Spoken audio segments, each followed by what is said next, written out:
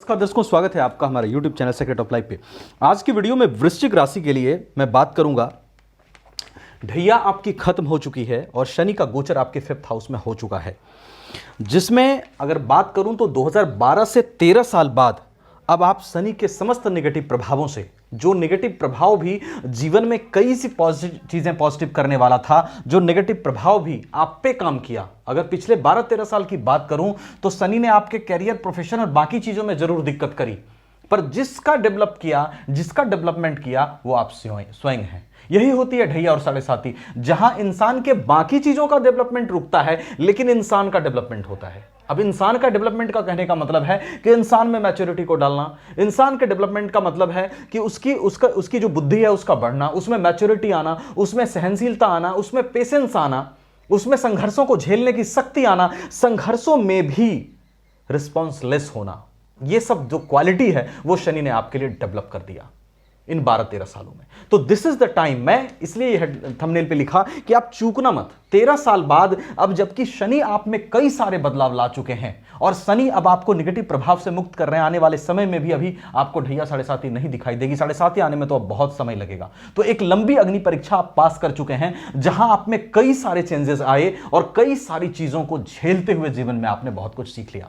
अब जब Shani 5th house में है तो what is the time? Time क्या आया है? सबसे पहले देखिए, शनि की दृष्टि 10th हाउस से हट गई। शनि आपसे कह रहे हैं कि मैंने जितने भी हर्डल्स आपको दिए प्रोफेशनल लाइफ में, कैरियर में, वो सारे हर्डल्स वहां से मैं हटा रहा हूं। This is the time, focus on your career. जितना ज्यादा हो सके आप अपने कैरियर पे काम कीजिए, वर्क कीजिए। यह टाइम है ग्रो करने का।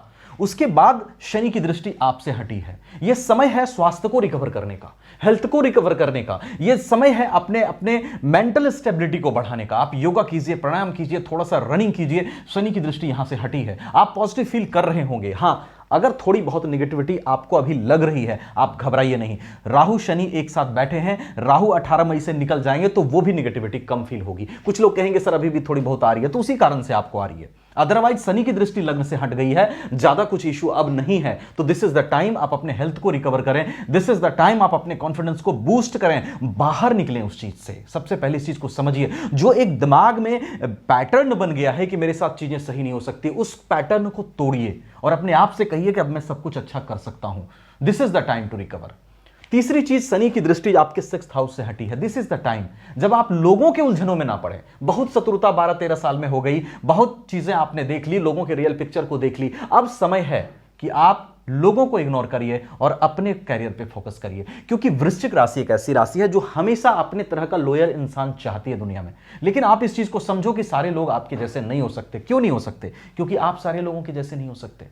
जब आप लोगों के जैसे नहीं हो सकते, लोग आपके जैसे कैसे हो सकते हैं? इस चीज को समझना है। अब है कि मुझे, आपको अगर अच्छा लगता है लोग किसी के साथ चलना, आप चलो, आप स्वतंत्र हो। आप बाध्य नहीं हो इस चीज के लिए कि हर आदमी को लेकर के आप चलोगे। आपको 12-13 साल में एक्सट्रीम अनुभव मिल गया कि किसको किसके साथ चलना है और किसके साथ नहीं चलना है। यूज दैट, ठीक है? और वहां फोकस करना है खुद पर। 6th हाउस से दृष्टि हटी तो शत्रुओं पे फोकस नहीं, खुद पे फोकस। और शनि की दृष्टि जाएगी 7th हाउस पे, 11th हाउस पे, 2nd हाउस पे। This is the time. Shani आपसे कह रहे हैं अपने बिजनेस पे फोकस करो, अपने ट्रेडिंग पे फोकस करो, पत्नी के साथ रिलेशनशिप पे फोकस करो, अपने इनकम पे फोकस करो, अपने धन को, वेल्थ को एक्यूमुलेट करने पे फोकस करो। ये सब चीजों पे फोकस करने का आपके लिए टाइम है कि आप इन सब चीजों पर फोकस करके आगे बढ़ें, क्योंकि शनि साढ़े साती को खत्म किए, ढैया को खत्म किए। अब दिस इज द टाइम कि शनि आपके लिए कूल मूड में है। मैं पुनः कहूंगा, अगर थोड़ी बहुत नेगेटिविटी आ रही है तो बिल्कुल मत घबराइए अभी कि ढैया खत्म हो गई जी, थोड़ी बहुत आ रही है, आने दो थोड़ी बहुत। आप उसके बीच अपना काम करते रहो।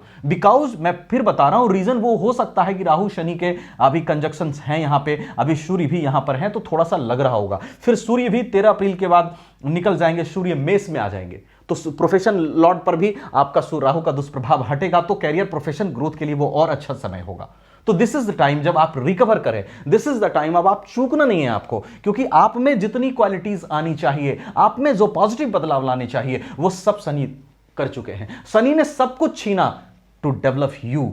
आप समझो इस चीज को, बहुत गहरी बात बता रहा हूं। शनि ने बाकी सारी चीजें ढैया साढ़े साती में छीनी, लेकिन जो चीज सही किया वो आपको डेवलप किया, आपको। और आपका डेवलप होना आपके डेवलपमेंट को निर्धारित करेगा। मेरी बात को बड़ी बारीकी से आप समझना।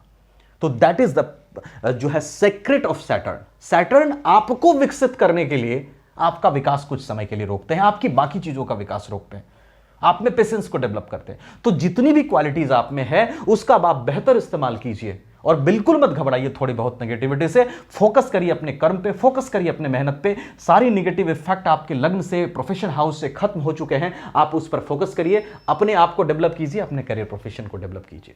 रेस्ट में ज्यादा नहीं बोलूंगा, वीडियो लंबी हो जाएगी। इसके साथ साथ देखिए, ये शनि की गोचरीय व्यवस्था से मैंने आपको बताई आपके चार्ट में सभी ग्रहों की क्या स्थिति है, महादशा किसकी चल रही है, अंतरदशा किसकी चल रही है, अष्टक वर्ग की क्या पोजीशन है, षटबल की क्या पोजीशन है, सभी चीजों को देखना आवश्यक होता है कंप्लीट इंफॉर्मेशन के लिए।